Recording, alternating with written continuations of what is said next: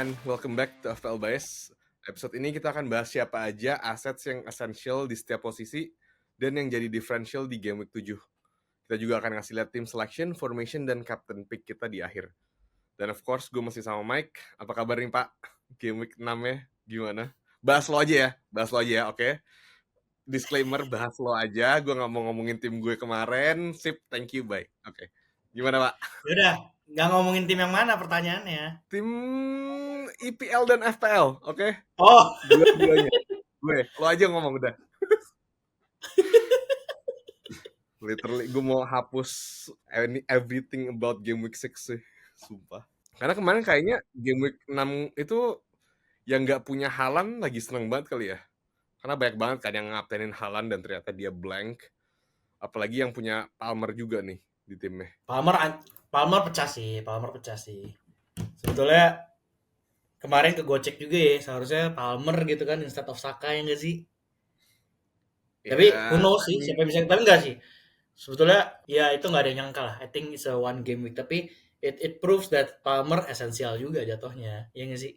Seburuk-buruknya Chelsea, walaupun nggak lebih buruk dari MU, Palmer masih bagus, masih pilihan. bisa nggak yang sebelumnya itu dihapus aja gitu, nggak usah diomongin. Kan Bapak yang edit, bisa lah dihapus, Pak.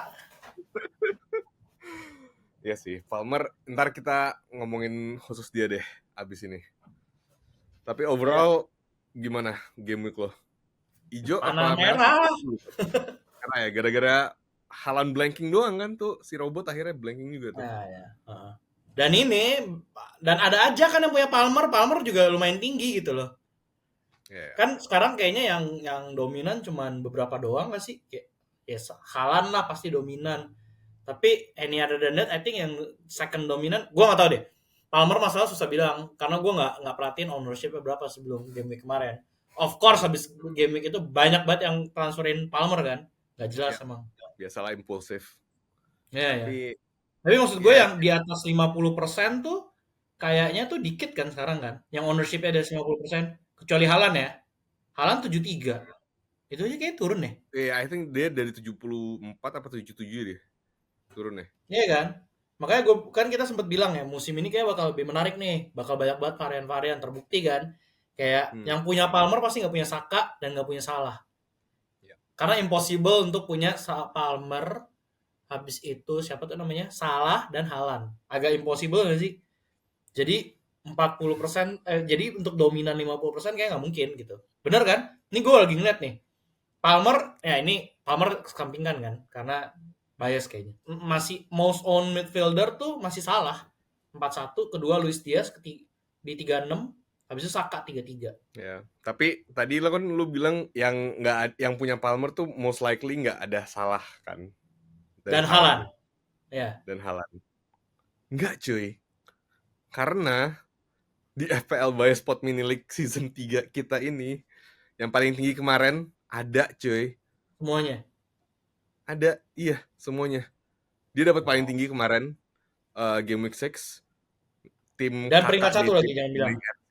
Enggak. Belum. Kayaknya dia agak slow start deh kayaknya.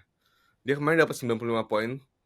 Itu dia yang ngepoin ya kemarin. Ada Robinson, Salah, Rodgers, Havertz, Jackson, Haaland, dan Palmer. Dia ngaptenin Palmer. 50 poin sendiri. Ada lagi sih satu orang gue lihat ini lumayan. FC Kaiskurku. Dia punya Salah, Palmer, Haaland, Havertz. Gokil. Ya. Hats off. Dan bisa-bisanya dia kaptenin Palmer ya. Ya itulah differential paid off kayak gitu. Ya. Betul sekali. Nah, kalau updated peringkat 1-4-nya di mini league kita, ini peringkat 1-nya baru nih, tim Laser. Dia total poinnya 460. Nomor 2-nya Plat N, akhirnya dia turun juga nih, dari kemarin nomor 1 mulu. Tapi cuma beda 2 poin di 458. Nomor 3 ada tim 11 Hugs. Dia poinnya 457. Sama peringkat 4-nya nih tim Miao Miao Squad. Dia total poinnya 454 barengan sama yang nomor 5 juga. Tim WHU versus Wolves. Makin jauh nih Mike. Baru game week berapa? Baru berapa game week? Bisa Baru lah. 6, masih 32 game week lagi sih. Iya. Sebelum kita lanjut bahas aset FPL mana aja yang essential di game week ini, kita mau bilang thank you dulu yang udah support kita dengan nge-follow IG FPL Bias dan yang nge-subscribe kita di YouTube FPL Bias Podcast. Bagi yang belum, kalau kalian suka sama konten-konten kita, please consider subscribing to the channel. Oke, Mike, langsung aja kita bahas pemain-pemain yang jadi transfer target atau essential dulu nih buat game week 7. Seperti biasa kita mulai dari defenders. Siapa, Mike? Udah obvious ya, nggak sih? Gabriel sih. Itu dia. Gabriel lah. Arsenal defense kalau belum ada harus sih. Ya kan? Harus. Gabriel 6,2. Saliba 6,0. As of this Tapi recording ya. Calafiori menarik sih sebenarnya kalau mau go diferensialnya nggak sih? Ya menarik sih. Menarik. Setuju gue. Tapi surprisingly enough ya, Saliba kan kayaknya nggak segacor Gabriel ya. Tapi dia itu most owned defender loh. 33. Ya. Ya. Di atas TAA dan Poro. Padahal Well, dia poin kemarin. Iya, dia cuma clean sheet doang. Ya itu mungkin kayaknya dari awal sih. Maksudnya kayak atau dari yang wild card kemarin orang-orang malah pilihnya Saliba dari awal dan kayaknya Atau ya, iya. nggak ngambil. Dan memang Saliba kayaknya belum se-eksplosif itu. Dia cuma lebih ke arah defense. Ada satu lagi sih menurut gue esensial. Bisa Siapa? nih. Rico Lewis, bro. Yes, setuju. Gue juga sama nih. Kayaknya lu nyontek. Dia nggak diferensial, tapi menurut gue esensial sih. Dengan nggak ada Rodri, kebukti sih main terus nih Pak anak Mas ini. Setuju. At least mungkin diganti lah, tapi start menurut gue sih fix dia start sih. Ya, fixturesnya City mulai dari game week 7 tuh udah enak banget sih menurut gue ya. Iya, benar. Minggu ini Fulham, terus habis itu kayak ijo terus FDR-nya. Ya kan? Nah, terus yang gue suka sih si Pep nih season ini nggak tahu kenapa dia lagi banggain si Rico Lewis banget kan. Kayak setiap abis match pasti dia nge-praise lah si performance-nya Lewis. Jadi menurut gue sih again dengan cederanya Rodri kayak tadi lo bilang harusnya pretty nailed on. Tapi ya nggak tahu ya. Pep Roulette masih gimana. Tapi ya karena kebukti Kovacic nggak bisa. Kovacic lebih ke arah playmaker. Dia nggak bisa yang rebut bola gitu-gitu, enggak, bukan tipikalnya gitu. Iya rebut bola ada, tapi kan tugas utamanya gini, Pep tuh ketahuan banget punya satu pemain yang harus kayak Rodri. Di Barca dia punya Busquets. Di Bayern dia punya ganti-ganti sih, tapi Kimmich kan dijadiin ke sana tuh. Ya kan? Kimmich gak ngatur serangan sama sekali gitu. Di mana namanya? Di City ya dia punya ini Rodri. Sentral gitu loh. Bukan Rodri bakal ditemenin kayak Kovacic, kayak Gundogan. Nah, jadi menurut gue sih dia akan cari yang bertahan dan kayak Nunes ya. Itu juga bukan tipikal yang gahar main rebut-rebut body sana body sini, tackle sana tackle sini kan. Jadi menurut gue Rico Lewis bisa sih. Menarik. Yes. True. Oke. Kalau gitu lanjut ke midfielders. Siapa nih Mike? Ini juga agak obvious sih ya kalau sebenarnya kalau ngomongin essential. Saka dan Mbeumo nggak sih? Iya. Kayak Saka lawan Southampton, of course ya kan. Harusnya dia at least bisa ngasih assist lah, as per usual. Mbeumo juga ya kan. Kita satu lagi lu kurang satu nama. Siapa? Lu kurang satu nama. Palmer sih menurut gua. Lawan Nottingham, bro. Nah, ini nih yang gue penasaran sebenarnya yang gue mau tanya sama lo. Lo plan buat Palmer ada nggak nih? Plan ada, cuman nggak bisa direalisasikan. Terlalu ngerusak squad. Eksekusinya gimana? Either satu Saka out, which is gue nggak mau gitu kan. Gue mau punya Arsenal attacker. Kalau bisa tambah gitu kan. Sekarang gue atau terlalu dipaksain gitu loh. Bakal ngerombak banyak. Kayak sekarang kan gue punya tengah gue ada Diaz, Mbeumo, Rodgers, Saka, Smith Rowe. Depannya Welbeck, Watkins, Haaland. Bisa aja kalau mau dipaksain dapetin nih si siapa tuh namanya? Palmer. Ya kan? Let's say Smith Rowe ke Palmer. Gue masih kurang 2,1. Ya udah berarti si Watkins yang dikorbanin. Tapi gue nggak begitu suka squadnya. Karena Watkins dikorbanin, berarti gue cuma punya 7. Siapa striker 7 yang bagus? Iya kan? Striker kayaknya sekarang dari di bawah Haaland cuman ya itu doang, Watkins. habis itu siapa namanya? Jackson, habis itu Havertz, habis itu udah price list di bawahnya. Jadi kayak terlalu ngorbanin gitu loh. Paling Raul Jimenez yang gue masih lihat, Welbeck misalkan. Any other than that agak sulit sih. Jadi terlalu ngorbanin squad dan minusnya banyak banget kan jadinya. Ya. Lu ada plan datangin Palmer nggak?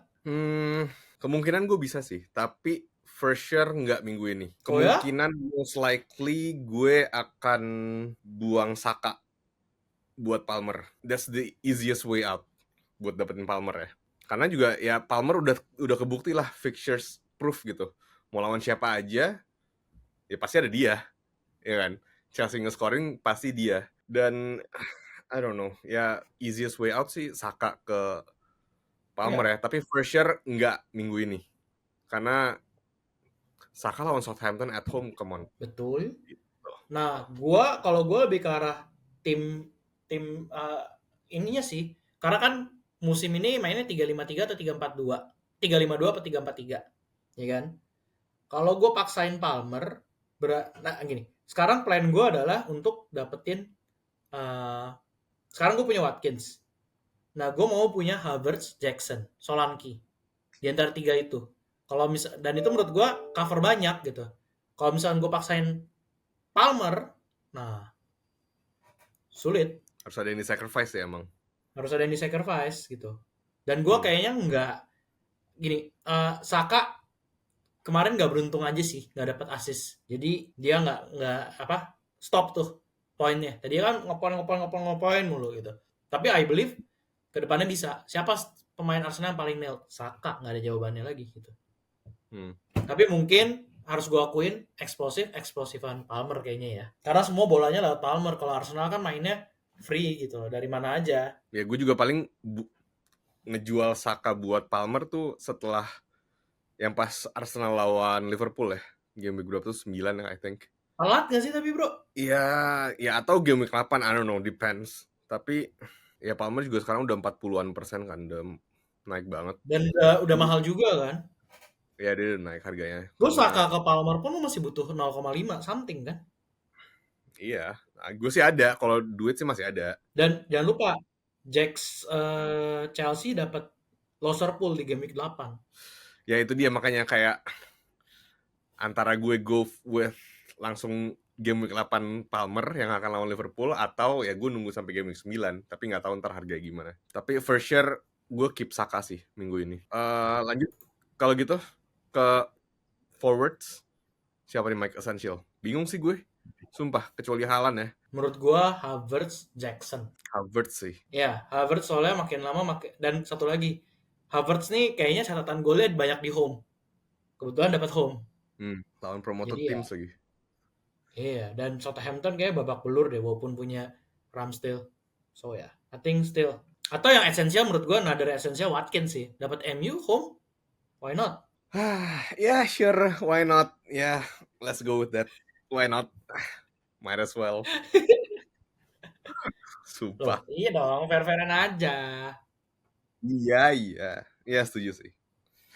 Ya bisa lah Watkins. Cuman caveatnya adalah striker-striker yang tadi kita sebutin ownership-nya juga tinggi. Havertz sudah 19 dan I'm pretty sure makin mendekati deadline makin tinggi sih. Iya. Tapi kita harus lihat dulu nih si Aston Villa kan, kalau mau ngomongin Watkins ya, Aston Villa kan akan main di ini juga nih, akan main di Champions League kan ntar malam. As of this recording, dia baru akan main ntar malam nih. Jadi kita ntar lihat dulu Watkins gimana ininya. Gak masalah, ada Duran. Enggak lah Mike, Duran nggak tahu. Pada suka banget sih Duran, sumpah gue bingung. Enggak, maksudnya dia cuma masuk jadi pemain mengganti tapi selalu ngegolin, kan bingung ya. Emang minggu lalu ngegolin juga enggak kan? Udah stop nggak sih? Enggak ya? Kayak nggak tahu ya, gue sangat-sangat tidak tertarik sih dengan Duran ya. Nah, kemarin udah stop, dia cuma lawan Ipswich cuma main 26 menit dan nggak nggolin. Oh well. Oke. Kita lanjut aja ke differentials nih. Siapa aja Mike yang menarik? Oke. Malo Gusto. Come on. Iya dong. Lu kemarin lihat gak sih? Gue sempat lihat sih. Tinggi di atas banget coy mainnya dia. Iya.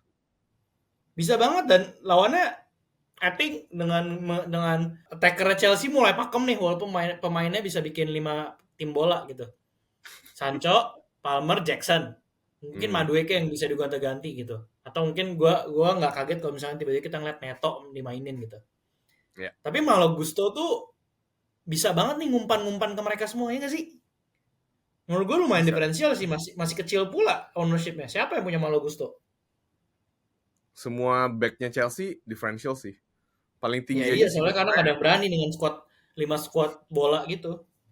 ya makanya. Tapi menarik sih Malo Gusto. Ada satu lagi, Mickey Van de Ven. Menurut gue sih, what can you ask? Ya nggak sih? Apa karena dia kemarin ngasisin lawan MU? Enggak, sebelum-sebelumnya juga udah assist. Cuman kemarin lawan MU lebih cepat aja asisnya. Ya Harganya iya empat aja. setengah.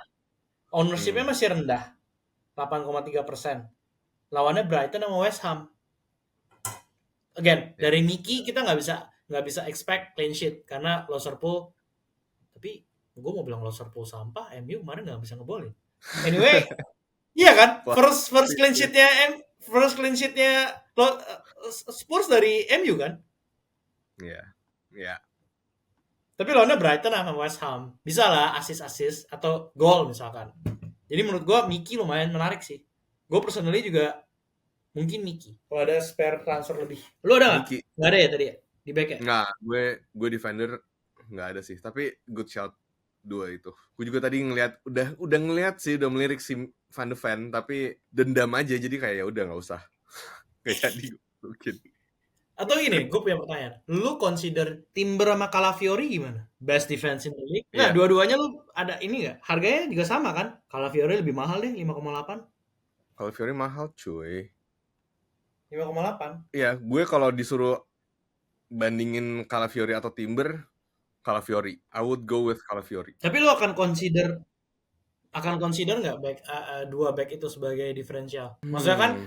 Maksudnya empat obvious choice itu adalah Raya, Gabriel, Saka, Havertz, ya kan? Ya. Tapi kan maksudnya kita lagi ngomongin diferensial nih. Lu berani nggak go diferensial ke Calafiori atau Timber? Price point-nya Gue sama, nggak, Saka dan Raya. gue enggak sih sebenarnya. Karena gue udah nggak tahu ya. Gue lebih pengen make budgetnya buat midfield atau attacker sih sebenarnya. Jadi di Oke. 5,5 ke atas tuh gue sebenarnya nggak ngelihat karena gue udah di squad gue personally, gue udah ada TAA yang mahal banget yang udah ngambil budget, dan dari Arsenal defense gue ada Raya. Jadi Oke. kayak kalau nggak tahu ya, gue balikin kalau deh big at the back balik lagi apa enggak sih? Kayaknya gue agak melihat tren ini balik lagi nih sebenarnya. Karena pada biasanya sekarang Arsenal defense di Raya sama Gabriel. Terus biasanya ada TAA atau at least Poro lah yang 5,5 ke atas. Gua nggak ngeliat Poronya sih. Agak-agak di bawah ekspektasi nggak sih? Underperform nggak sih Poro itu? Ya, iya sih sekarang ya. Recently Cuman Gabriel sama agak Trent sih. sih menurut gue yang konsisten. Untuk Hmm. premium defender, I think cuma Gabriel sama Trent aja sih. So kalau misalkan mau bilang big at the back, gue masih belum melihat itunya sih. Gue pun pasti akan mencoba cuma punya satu karena uangnya mending di depan. Gelandang ini banyak banget pilihannya coy. Menurut gue ya. Striker Ya. pun, oke, gue kemarin ini baca, lu nggak bisa, ada satu orang bikin satu statement menurut gue menarik.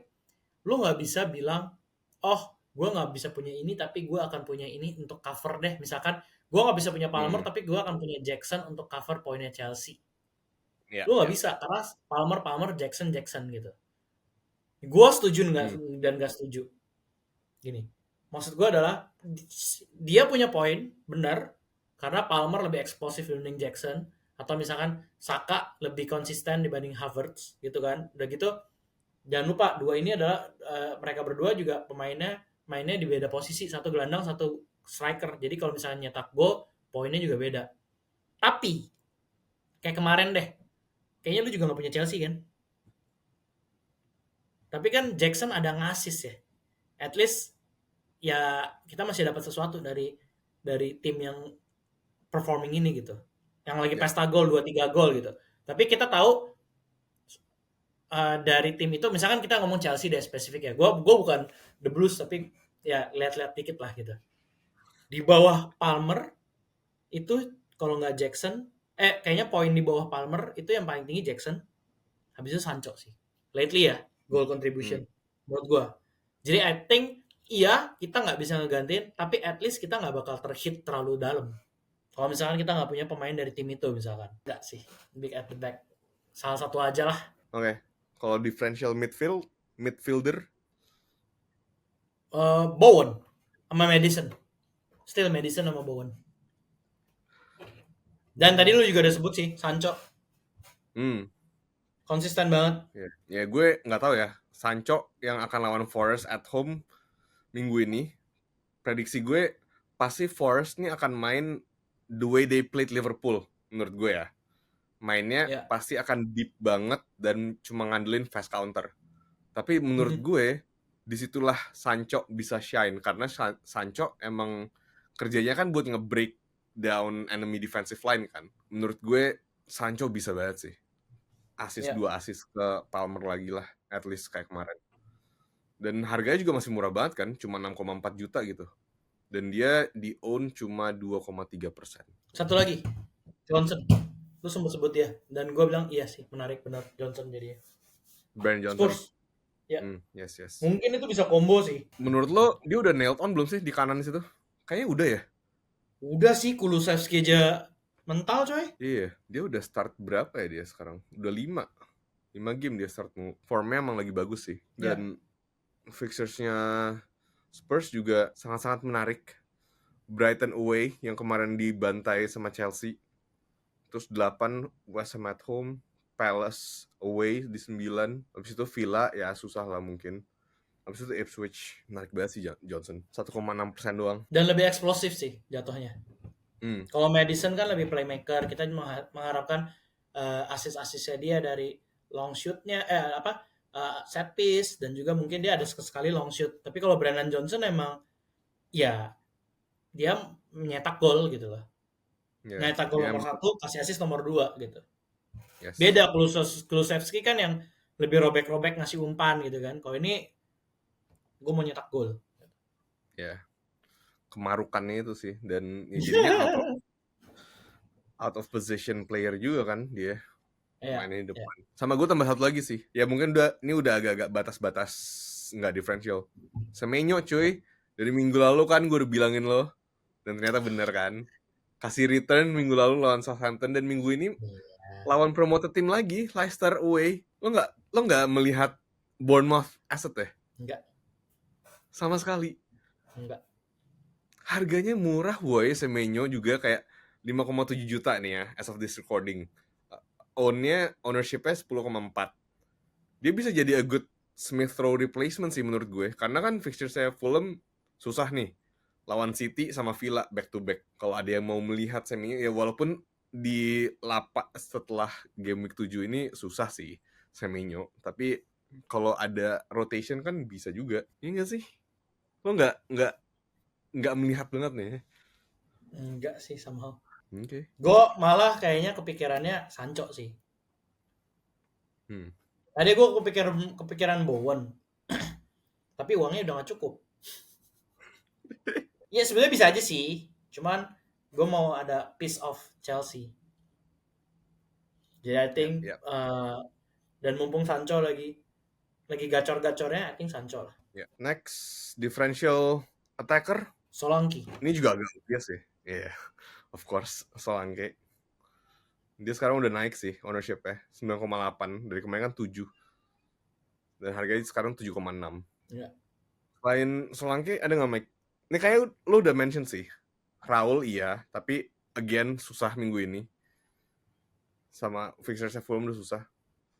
Tambah ini sih. Liam Delap nggak sih? Karena bisa nyetak gol kemarin. Iyalah. Tapi kan dia juga di game week 3 yang pas lawan Fulham dan at home juga itu dia nyetak gol. Terus fixtures-nya Ipswich kalau FDR wise hijau semua sih dari 7 sampai 10. 2 home game, 2 away. Minggu ini West Ham away, Everton at home, Brentford away, Leicester at home. Enggak sih, gue cari yang aman-aman aja deh. Soalnya beratnya bakal di tengah juga kan. Ini cuma nyari satu striker yang nemenin siapa tuh namanya? Haaland dan Havertz. Maksud gue udah cukup set di Havertz, Jackson sama siapa tuh tadi satu namanya? Solanke. Gue harus pilih 2 dari 3 itu. Karena akan berat di tengah gitu. Buat apa punya satu another benching headache cuman just for the sake of differential gitu.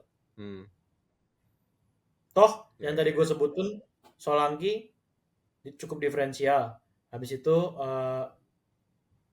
siapa namanya? Havertz sudah tinggi sih. Tapi kan again ya, sekarang di atas 10%, di bawah 20% juga masih quite diferensial. Yes.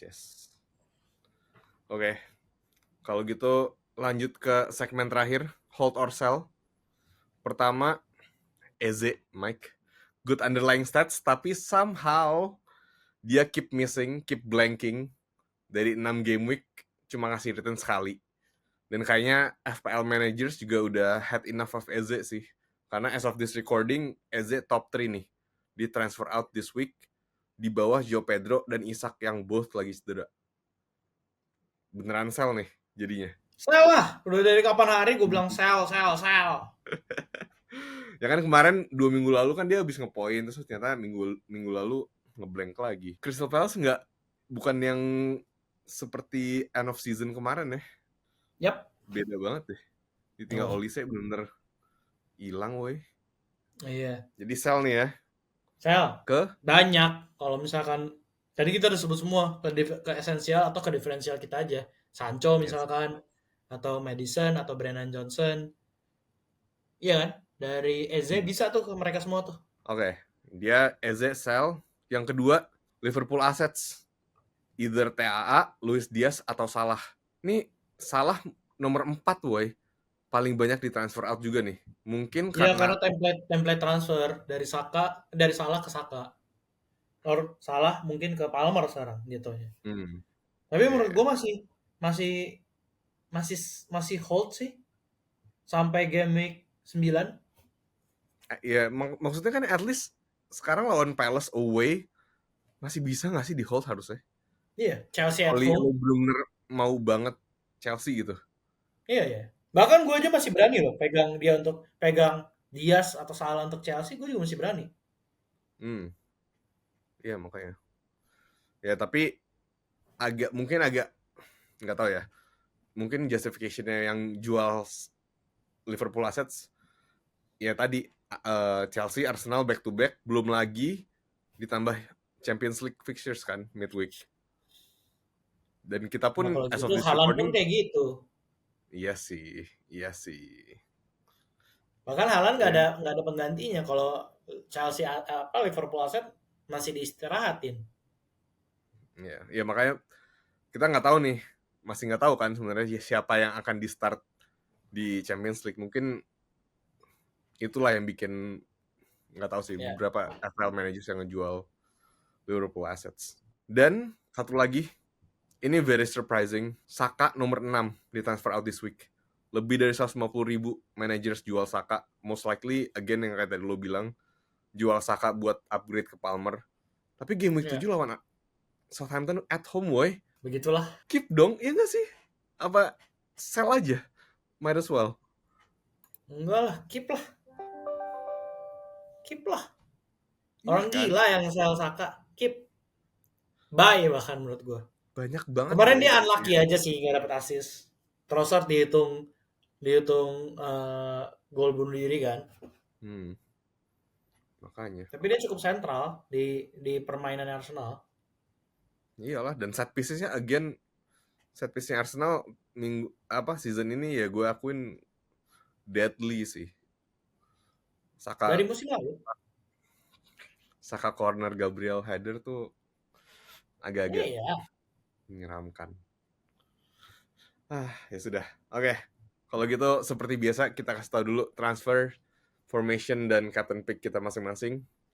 Gue duluan kali ya.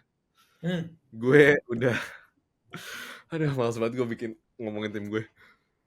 Gue udah bikin early transfer. Gue langsung gercep jual Bruno Fernandes yang kena kartu merah karena takut harganya turun. Which by the way harusnya nggak kartu merah. dan ternyata akhirnya sekarang kartu merahnya diambil kan. So basically free transfer gue kemarin itu sia-sia. Tapi anyway, gue jual Bruno ke McNeil dengan alasan differentials dan fixtures yang Everton yang menarik menurut gue. Dan McNeil kelihatan lah 2 gol kemarin jadi man on form juga kan. Jadi dengan itu gue formationnya masih 3-4-3. Kiper gue Raya, defenders TAA, Vandenberg, dan Mazraoui. Midfield gue 4 itu ada McNeil, Mbomo, Saka, dan Shade. Dan depannya ada DCL, Haaland, Watkins. Di bench gue nomor 1 Amat, terus ada Aina sama Tuan ZB. Kapten ini sih, pusing sih gue kapten minggu ini, sumpah. Karena banyak banget option yang bisa dijadiin kapten. Haaland of course, lawan Fulham at home. Walaupun minggu lalu di EPL dia blanking, tapi kemarin di Champions League dia ngegolin 1. Jadi sebenarnya formnya masih ada. Saka juga captaincy option, Southampton at home. Kalau mau differential bisa ke Mbeumo, bisa ke Watkins, both main at home. Sama satu lagi gue nggak tahu ya, dengan teori captaincy harus form over fixture, McNeil juga bisa jadi differential captain sih lawan Newcastle at home. Yang Newcastle lagi Berani sih. tapi formnya tinggi banget cuy, sumpah. 9,7. McNeil formnya kalau di FPL ya sekarang di atas Mbomo, di atas Saka, even di atas Haaland. Di squad gue sekarang paling tinggi formnya Watkins 10. Jadi nggak tahu sih.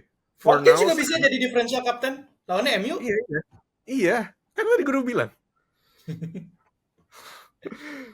Makanya gue ya kalau again fixtures form over fixtures captaincy ya di Watkins di 10. Kalau ada yang punya Tapi lawan Palmer MU, gimana? ya udah Palmer.